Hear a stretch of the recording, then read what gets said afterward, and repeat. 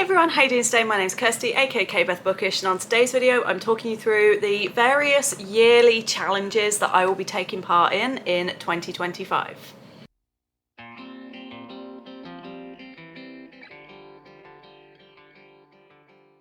I did this video last year and it's quite strange looking back on that one because the majority of them I have decided not to do this year. For example, Orilium by Bookroast, that I will still shout out and I will still link below, is not one that I am going to be like as actively. I will still check it out each year, each time it runs. I will still try to do the prompts, but it's not going to be one that I really prioritize anymore the way that I've done in the past. So, you know, there's that one. Beat the Backlist, the 50-52 challenge. I'm not doing either of those this year. So it's been interesting looking at those and going, oh wow. But this year I actually am doing even more than I normally do, when originally I was like, I'm only going to do a couple. But as I've been setting up my reading journal, which please check out the video for that if you haven't already, I have gone more for yearly spreads rather than monthly, and so I decided, hey, I'm actually going to do more. Some of these are like my own personal challenges and things that I've set myself.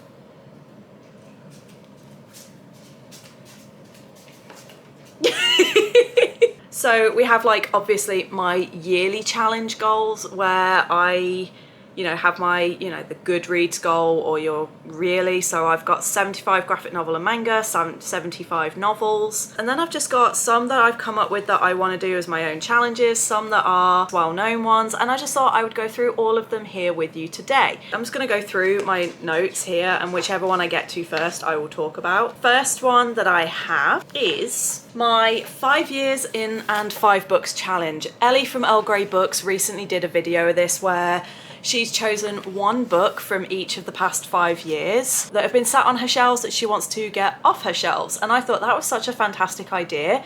So I have gone through my own shelves and I have chosen 5 books that I want to read. Please go check out that video to see what I've selected. But essentially, I've got a book from 2024, 2023, 2022, 2021 and 2020 that have been sat on my shelves. They need to get off my shelves. So this one's one of my, inspired by Ellie, but is my own personal challenge to just, clear 5 books that I have anticipated and put off for far too long. Then we have the first of our, big, well-known. This is my Our Fantasy board. This runs from April to March every year, and it's a Reddit board where they've created a bingo for the past few years. I only heard of it for the first time in 2024, and I thought, hey, this looks really cool. And there are 2 modes. There's easy mode. So for example, criminals, any book featuring criminals, that's the easy mode. So any crime like assassins, thievery, whatever the crime is, that counts. The hard mode is a book that incorporated a heist. So for that I did Little Thieves by Margaret Owen. And then for dreams, for example, I only did that on easy mode because easy mode was like any book featuring dreams. And then for hard mode, it was the dreams are non-magical. And the only thing that I've read, including dreams this year so far, was the Call Down the Hawk by Maggie Stiefvater. I'm not going to go into any more detail than that, but the dreams are magical in nature, so I only did the easy mode.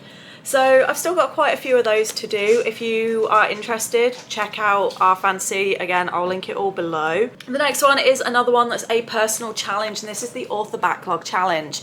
I chose 2 of my favourite authors, V. Schwab and Nalini Singh, and I have gone through, and any novel series or novel standalones, I've not done short stories or contributions to anthologies because I would have been here for 3 years, but I have written down all of their novels and all of their standalones that they have done, and I just want to try, if I can, to complete one or both of their backlists next year. I've already kind of helped myself with V. Schwab because since I came up with this and since I created this spread, I have read Gallant, so at least one of them has already been cleared.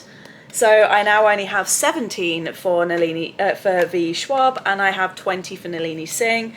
So that's just a little personal one, and I thought it'd be really cute if every year I choose a couple of authors to try and complete their backlists if I can. Future authors that are on my radar are Sebastian de Castell. Alex E. Harrow is another author. I've read most of her stuff, but there are still a few things left to go. And C.S. Pacat. Those are all authors that are on my radar for this, but this year I've gone with V. Schwab and Nalini Singh. The next yearly challenge that I have is the Buzzword Bingo. This is my own challenge that kind of went around a few months ago where people were coming up with like what are their buzzwords, and a few people did a bingo and I followed suit.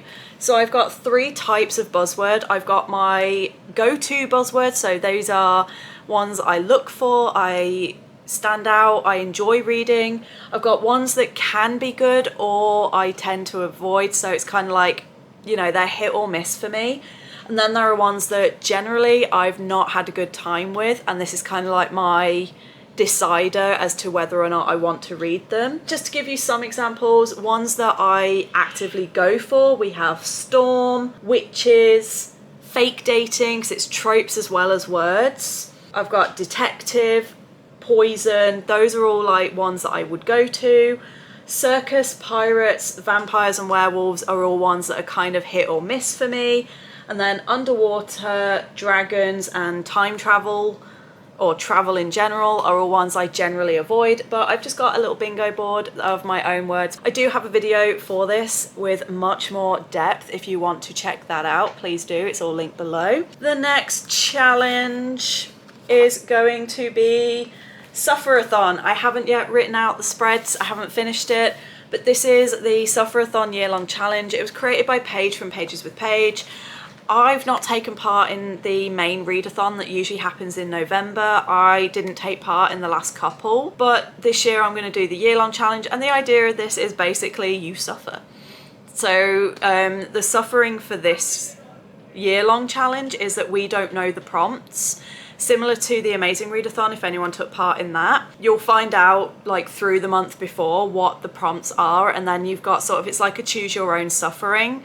So, you know, to start with you have 2 prompts, and then there'll be like 4, like whichever path you go down that'll have 2, and then so on and so forth.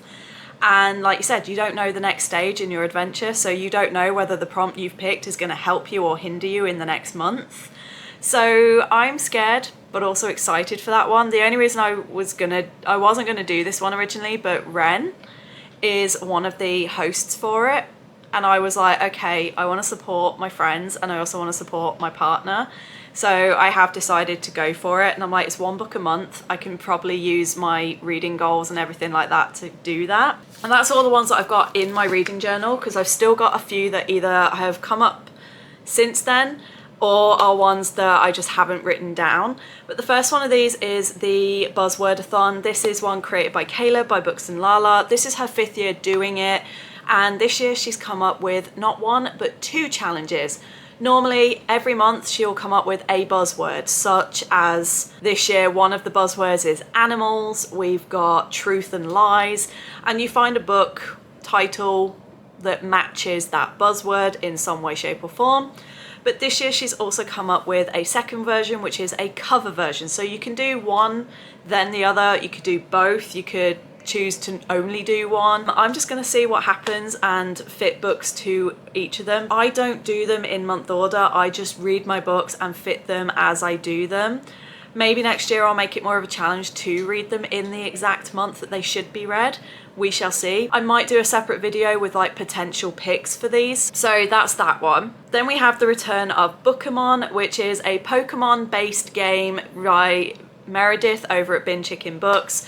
Professor Merb is the sassiest bitch you will ever meet, but she is also so amazing. And Meredith has created this entire Pokemon-inspired world called Bookemon, has created with a group of friends all of these different Bookemon characters. They all have their own intricate backstories, they have a different type, and there are so many badges and awards that you can earn. So not only does each Bookemon have its own prompt, and to get the Bookemon you have to read certain books to match, like you get these objects. Like say this year you may have had apple and ball, and when they came together you got that Bookemon, and there were varying levels of difficulty there.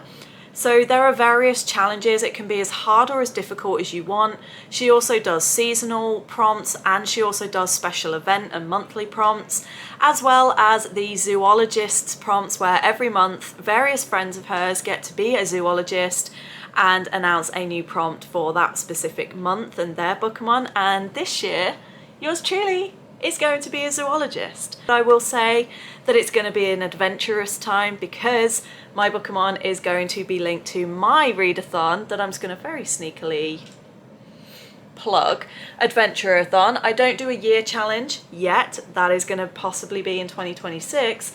But at the moment, twice a year, we do a round where we go on adventures and you follow different prompts. So please do go check out all of the playlists for that and all of those lists, and keep an eye out for Adventurathon. So my Bookemon will be related to that, but honestly, Bookemon has been, at times it's been overwhelming, but honestly it's also been so much fun. And there is also a really fantastic Discord, should you be of the social media Discord-y type.